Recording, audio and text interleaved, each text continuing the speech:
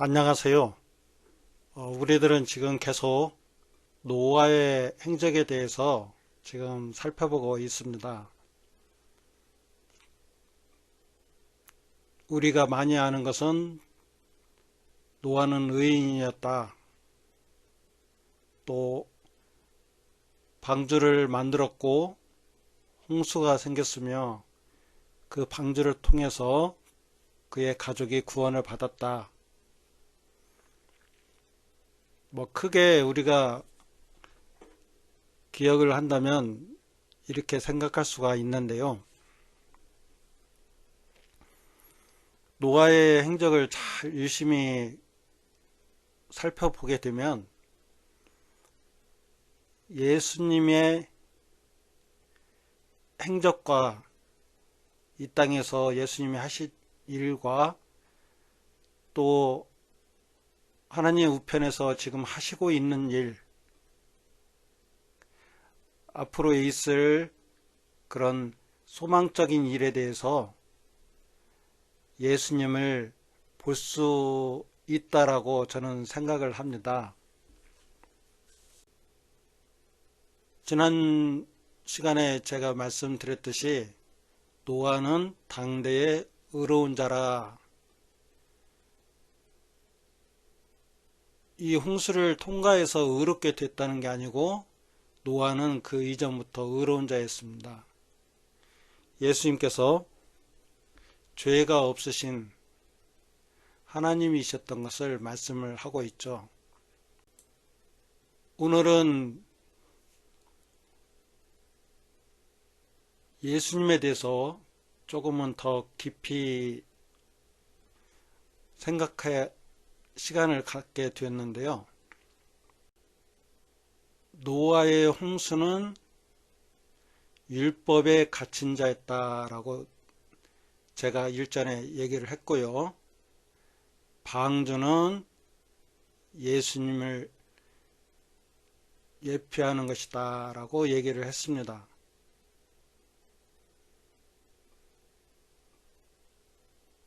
또 그렇게 얘기를 할 수가 있지만 예수님에 대해서 적용을 한다면 홍수는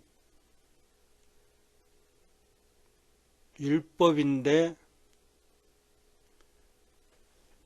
예수님께서 율법을 다 이루시기 위해서 이 땅에 오셨다는 것을 얘기를 하고 있습니다. 그건 좀 이따가 말씀드리고요. 그리고 노아의 가족들이 방주를 통해서 구원을 받은 것은 그 홍수 속에서 하나님의 은혜로 성령의 역사하심에 지난 우리가 비둘기에 대해서 배웠는데요. 하나님의 뜻에 의한 성령님의 살리심으로 예수님께서 무덤에서 살아나신 것을 우리는 지난 시간에 배웠습니다.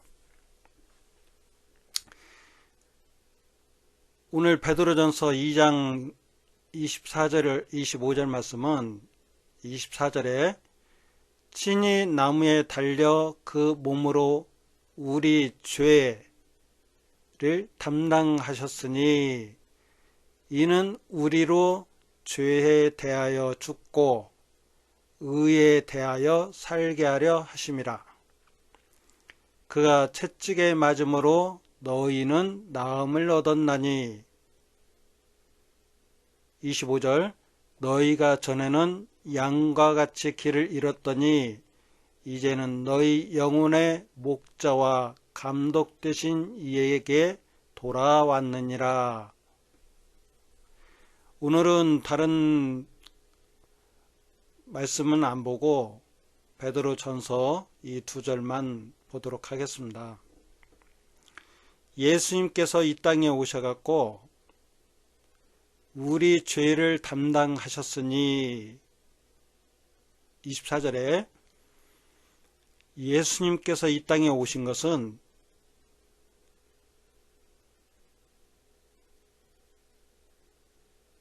육체를 가지고 오셨지만 또한 율법 안에 율법을 다 완성하기 위해서 예수님께서 이 땅에 오셨어요. 율법 안에서 우리 인간들은 그걸 다 행할 수도 없었고, 또 가인이 아벨을 죽임으로써 아벨의 그 피가 땅에서 호소한다는 것과 같이, 나를 죽인 저 형을, 그게 쉽게 이렇게 얘기할 수 있죠. 아벨이 하나님한테 형이 나를 죽였어요. 형의 대가를 치료합니다. 그것은 하나님의 뜻과도 같습니다. 이렇게 호소하는 것과 같은 거죠.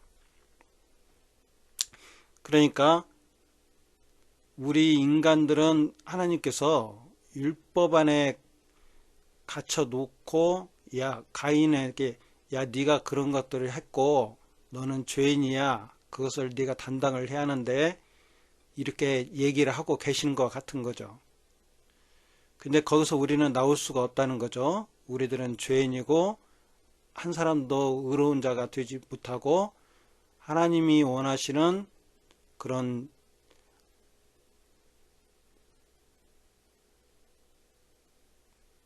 율법을 행할 수도 없을 뿐더러 하나님을 기쁘게 할 수도 없었다라고 얘기를 하고 있습니다. 근데 예수님께서 이 땅에 오셔갖고 우리 죄를 담당하셨으니, 율법이 있는 그때에 예수님께서 양으로 오셔갖고 그 율법에 아벨이 호소하는 그 대가에 예수님께서 죄가 없으시지만 우리의 죄를 담당하시고 십자가에서 달리셨지만, 또한 3일 만에 성령님이 부활시킴으로써 하나님의 은혜로 예수님께서 죄를 다 해결도 하셨고, 하나님이 우리를 의에 대해서, 하나님의 뜻에 대해서 다시 살게 하기 위해서 예수님을 살리셨고, 하나님 우편에 지금 자장하고 계시며 하나님의 역사에 같이 하고 있다는 것을 저는 믿습니다. 그러면 24절, 우리로 죄에 대하여 죽고 그 율법에서 예수님으로 하나 되고 연합된 우리들은 죄에 대해서 죽고, 율법 안에서 다 죽었죠. 근데 의에 대하여 살게 하려 하심이라. 예수님을 믿음으로써 우리는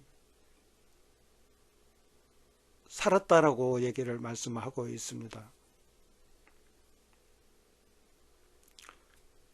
그래서 25절, 너희가 전에는 양과 같이 길을 잃었더니 이제는 너희 영혼의 목자와 감독 되신 이에게 돌아왔느니라. 돌아왔느니라라는 것을 어떻게 표현할 수 있냐면, 물이 가마에서 새 땅에 안착하고 노아의 가족이 거기에서 삶을 살았던 것 같이, 우리 또한 죄에 하나님과 멀어졌던 데서 돌아서서 이제는 구원받은 자녀로서의 예배하는 삶이 됐다라고 얘기할 수가 있는 거죠. 방주에서 나와 이제 나왔다라는 것도, 어떻게 보면 우리는 예수님 안에 지금 계속 있는 것이기 때문에 나왔다라고 표현보다는 구원을 받았다, 돌아왔느니라를 그거와 같은 거죠. 에덴에서 쫓겨났는데 그 에덴에 우리가 들어왔다 라고 할 수가 있습니다. 예수님께서 하나님 우편에 계신 것을 우리가 믿음으로 바라보고 또 우리도 하나님이 우리 예수님과 연합된 자로서 예수님 안에 생명이 있은 것 같이 우리에게도 생명을 주시고 하나님을 섬길 수 있는, 예배할 수 있는 자로 만들었다고 얘기를 할 수가 있겠습니다. 그래서 예수님께서는 율법에 있는 이 땅에 오셔갖고 죄에 대하여 죽고 또 하나님의 거룩된 뜻에 의한 살리심으로 의에 대하여 살고 우리도 그 하나님을 믿음으로써 의로운 자라, 거룩한 자라, 구별된 자라, 생명 있는 자라고 말씀을 하고 있는 것 같습니다. 이 단계에서는 참 어렵다라고 얘기도 할 수가 있는데, 계속 묵상하고,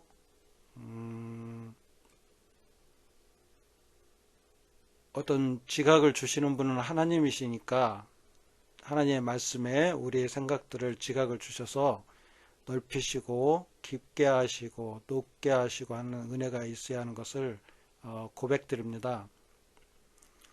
자, 오늘은 이거를 하나 배웠습니다. 우리에게 율법을 주고 그 안에 갇힌 자와 돼서 우리들은 그것을 다 행할 수도 없었는데 재물에 우리가 조건이 될 수가 없었는데 예수님께서 율법에 갇히고 거기에서 우리의 죄들을 다 해결을 하셨어요. 십자가에서 나를 위해서 십자가에 달리시고 하나님을 기쁘시게 하셨어요. 죽었어요. 사망에 갔어요. 근데 하나님께서 살리셨어요. 의롭게 하셨어요. 거룩하게 하셨어요. 방주를 통하여서 구원을 얻는 것 같이 새 생명 가운데서 예수님도 부활하셨고 우리도 새 생명 가운데서 하나님을 찬양하는 자녀들이 된 것을 감사드립니다.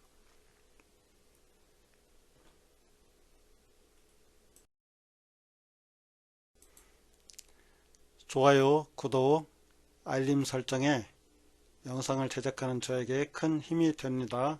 감사합니다.